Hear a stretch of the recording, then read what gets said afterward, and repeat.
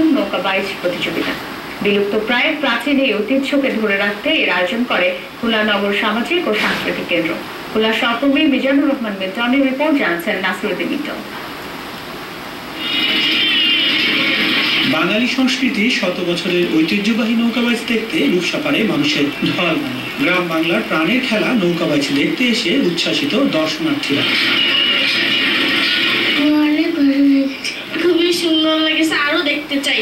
সবাই একসাথে এসে এটা দেখা অনেক আনন্দের। আমি তো আগে কখনো দেখিনি, প্রথমবার দেখছি, অনেক ভালো লাগছে। মাঝে মাঝে এগুলো হলে আমাদের জন্য খুব একটা আনন্দদায়ক। নগর সামাজিক ও সাংস্কৃতিক কেন্দ্রের আয়োজনে প্রতিযোগিতায় অংশ নেয় খুলনা, গোপালগঞ্জ, মাদারীপুর, সাতক্ষীরা, মাগুরা ও নড়াইলের 26টি দল। নৌকাবাইচের হারানো ঐতিহ্য নতুন প্রজন্মের কাছে তুলে ধরতে এই আয়োজন বললেন আয়োজকরা। আমাদের এই গ্রামের লোকজ সংস্কৃতি নতুন প্রজন্মের সামনে তুলে ধরে আমাদের নিজস্ব সংস্কৃতি নিয়েই আমরা আগামী দিন আমরা ইনশাআল্লাহ এগিয়ে যাব। এই আয়োজনের পৃষ্ঠপোষকতা করেছে গ্রামীণ ফোন। সুন্দরবন বেষ্টিত এই ভূমির সাংস্কৃতিক ঐতিহ্যকে তুলে ধরার জন্য গ্রামীণ ফোন সবসময় চেষ্টা করে।